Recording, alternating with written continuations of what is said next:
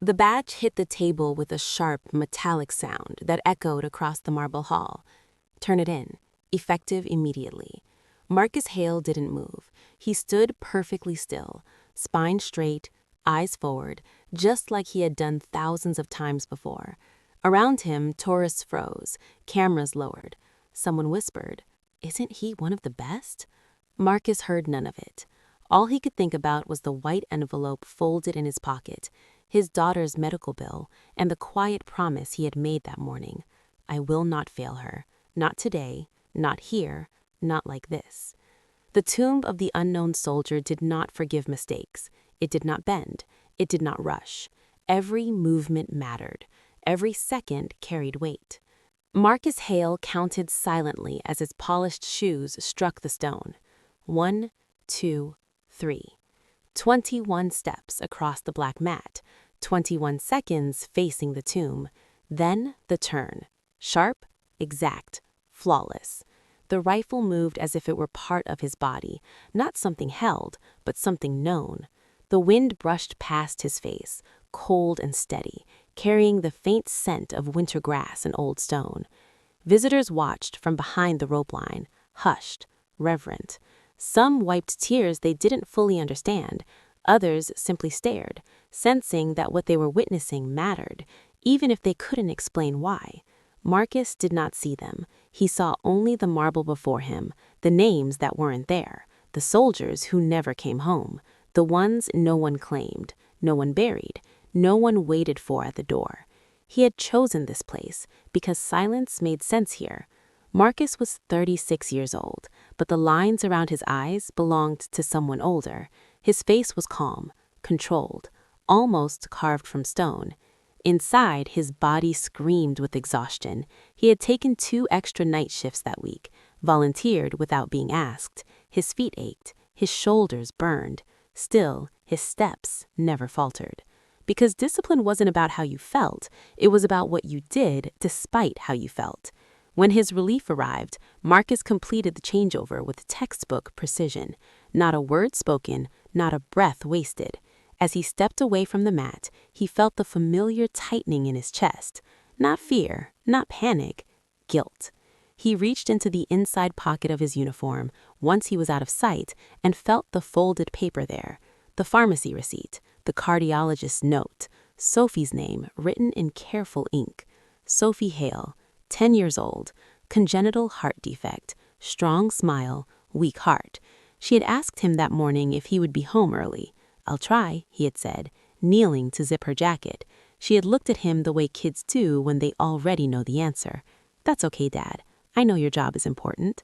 That was the problem. She shouldn't have to understand that yet. Marcus walked along the path that curved behind the tomb, away from the public eye.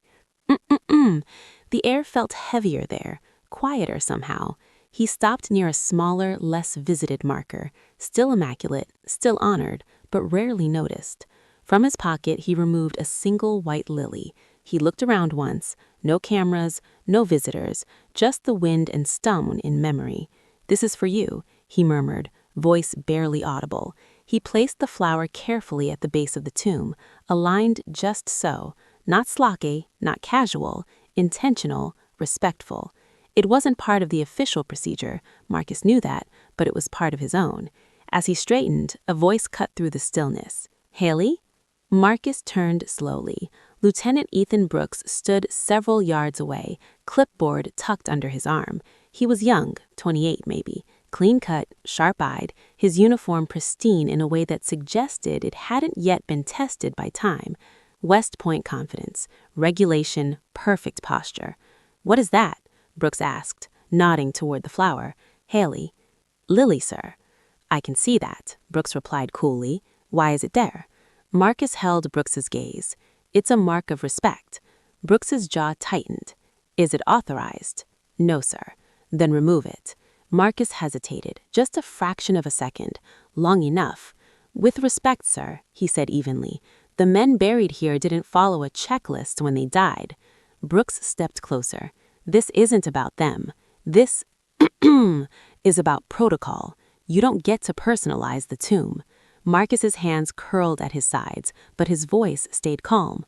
"Sir, Everything we do here is personal. We just don't say it out loud. For a moment, Brooks said nothing. His eyes flicked to the flower, then back to Marcus. "Report to the barracks," Brooks said. "Now?" Marcus nodded once. "Yes, sir." He removed the lily himself, placing it carefully back into his pocket. As he walked away, he felt the familiar weight settle deeper in his chest. Not anger, not resentment, loss. Brooks watched him go, lips pressed into a thin line. To Brooks, the rule was simple. Order existed to be enforced, and if you let one thing slide, the rest followed. Back in the barracks, a few fellow tomb guards looked up. As Marcus entered, no one spoke. They all knew Brooks's reputation already. By the book, unyielding, eager to prove himself. One of the older guards, Sergeant Lewis, met Marcus's eyes briefly. There was sympathy there, and warning. Marcus sat on his bunk and removed his gloves slowly, methodically. He thought of Sophie, sitting at the kitchen table, coloring while her monitor beeped softly beside her. He thought of the pills lined up next to the sink. He thought of the extra shift he had picked up tomorrow night. He had done everything right, and it still wasn't enough. A few minutes later, the call came. "Hale, front office?" Immediately, the room felt colder as Marcus stood. He straightened his uniform, smoothed an invisible wrinkle, and walked out. He had walked through worse places before, under fire, through smoke, with lives depending on his decisions. This time, the silence felt heavier than any battlefield, and as he stepped into the administrative hall, unaware of how fast his life was about to unravel, one thought echoed clearly in his mind. Some debts never disappear. They just change shape. The hallway outside the front office smelled faintly of polish and old paper. Marcus Hale stood at attention, heels together, shoulders squared, eyes forward. He had stood this way in worse places, under louder circumstances, with far more at stake. Still, his pulse beat steadily in his ears. Inside the office, voices murmured, then stopped. "Enter." Marcus stepped in. Lieutenant Ethan Brooks stood behind the desk, posture rigid, expression controlled. Two senior non-commissioned officers stood to the side, silent witnesses. The American flag behind Brooks barely moved, though the air conditioning hummed low and constant. "Hale," Brooks said, "at ease." Marcus relaxed his stance, but did not sit. Brooks opened a folder, flipping through pages with deliberate slowness. "You are aware that every action at the tomb of the unknown soldier is governed by strict procedure." "Yes, sir." "And you are aware that personal gestures are not permitted." "Yes, sir." "Then explain why you chose to violate that standard." Marcus took a breath. He could feel the answer rising, pressing against his chest. The easy answer would be, "I'm sorry." The safe answer would be, "It won't happen again." But neither felt true. "That flower," Marcus said quietly, "wasn't for me." Brooks looked up. "Then who was it for?" "For a man who never made it home." One of the NCOs shifted slightly. Brooks's eyes narrowed. "You think that makes you special, Hale? You think you're the only one who's lost someone?" "No, sir," Marcus replied. "I think it means none of us should forget." Brooks closed the folder with a sharp snap. "What you think is irrelevant. What matters is discipline. The tomb represents absolute uniformity. No deviation, no interpretation." Marcus nodded. "Understood, sir." Brooks studied him for a long moment. There was something about Hale that unsettled him. The calm, the lack of defensiveness. It felt deliberate. "You've been volunteering for extra shifts, night watches, double rotations?" "Yes, sir." "Why?" Marcus hesitated just long enough to be honest. "My daughter is sick, sir." The room went still. "She has a heart condition," Marcus went on, voice steady but low. "Medication is expensive. I take the extra shift so I can afford it." Brooks's expression did not change. "That is unfortunate." Marcus felt something tighten behind his ribs. "But it does not exempt you from protocol," Brooks finished. "We all have personal burdens, Hale. We leave them at the gate." "Yes, sir." Brooks stood.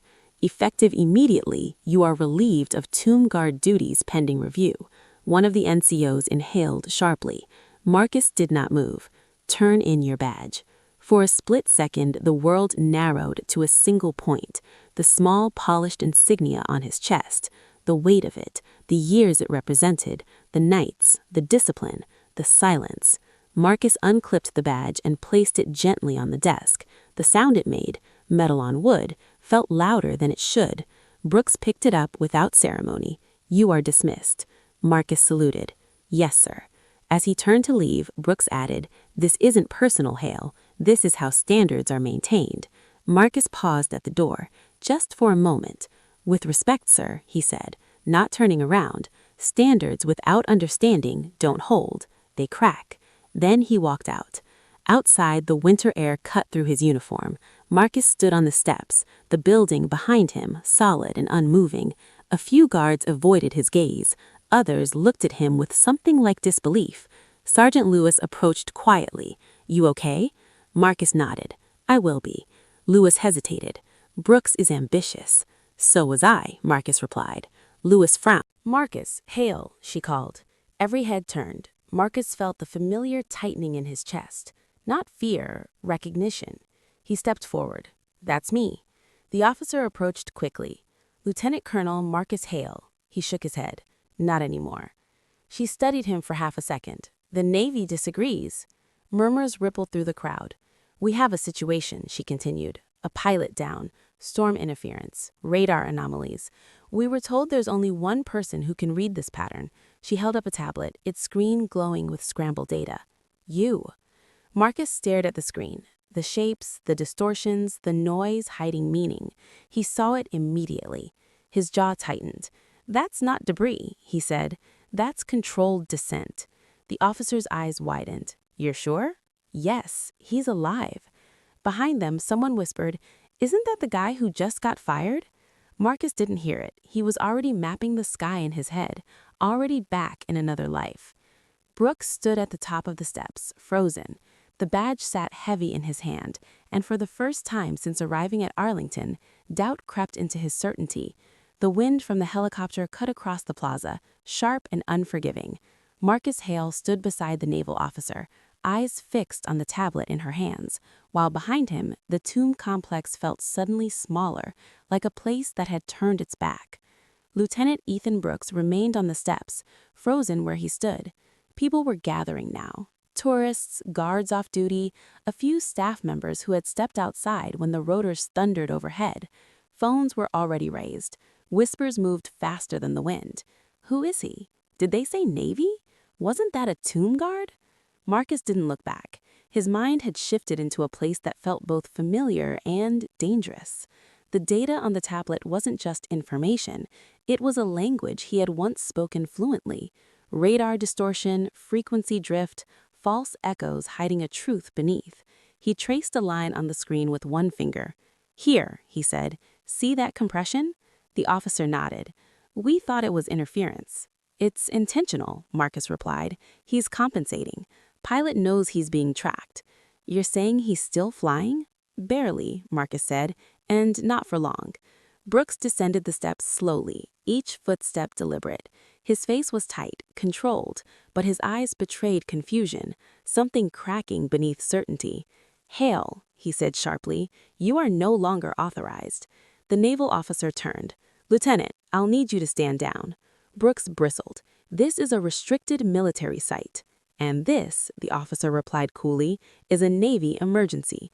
She turned back to Marcus. "Can you pinpoint him?" Marcus nodded once. "If you give me 3 minutes." Brooks' voice rose. He was just relieved of duty for violating protocol. The officer met Brooks's gaze. Then protocol just changed. Marcus said nothing. He focused on the screen. Numbers aligned, patterns emerged. His breathing slowed, steadied. In his mind, he was no longer standing on marble. He was back in the cockpit, rain hammering the windshield, warning lights screaming, voices shouting in his headset. 14 men trusting him with their lives. "Coordinates," he said quietly. The officer relayed them instantly into a radio. Orders flew back and forth, clipped and urgent. The helicopter behind them powered up again, rotors screaming as it lifted. As it lifted, the wind tore at Marcus's uniform, tugging at the place where his badge used to be. Brooks watched the helicopter disappear into the sky. He looked down at the insignia still clutched in his hand. For the first time, it felt heavier than authority should. "You knew," Brooks said more to himself than to Marcus. You knew all this, and you still broke the rules? Marcus finally turned to face him. I followed the only rule that mattered, he said. Respect. Brooks's jaw tightened. You don't get to decide that. Marcus's eyes were calm. Neither do you. A murmur rippled through the onlookers. Brooks straightened. This conversation is over. He turned sharply and walked back inside. The rescue confirmation came an hour later. The pilot was alive, pinned under wreckage, injured but breathing. Coordinates precise to within meters. Navy personnel moved with speed and purpose, and by the time the sun dipped low, word had spread far beyond Arlington. Marcus sat alone on a bench near the far edge of the grounds, hands clasped, staring at the horizon. His phone buzzed repeatedly in his pocket. He didn't answer. He thought of Sophie. He thought of the flower.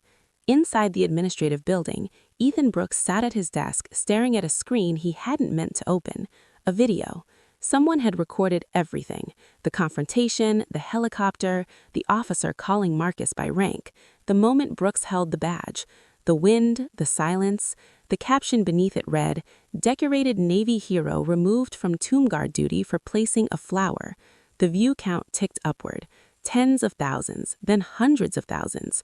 Brooks's throat grew dry. Comments flooded in faster than he could read them. This is disgraceful. That man honors the dead more than any rule book. Who's the officer who did this? His phone rang. Lieutenant Brooks, a voice said coldly, you will report to command immediately. Brooks hung up slowly. Across town, Marcus finally answered his phone. It was Sophie. Dad? She asked softly. Are you coming home? Yes, he said, voice thick. I'm on my way. As he stood, a woman approached him hesitantly. She held her phone out, recording. Sir, she said, are you the tomb guard from the video? Marcus looked at the camera, then away. I was. She swallowed. Thank you. For what? For reminding us why this place matters. Marcus nodded once and walked on.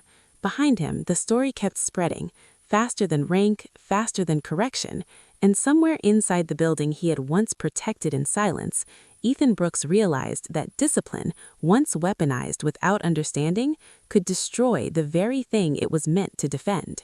Night settled on Arlington with a quiet authority, the kind that didn't ask permission. Lights traced the paths like soft halos, illuminating marble in memory.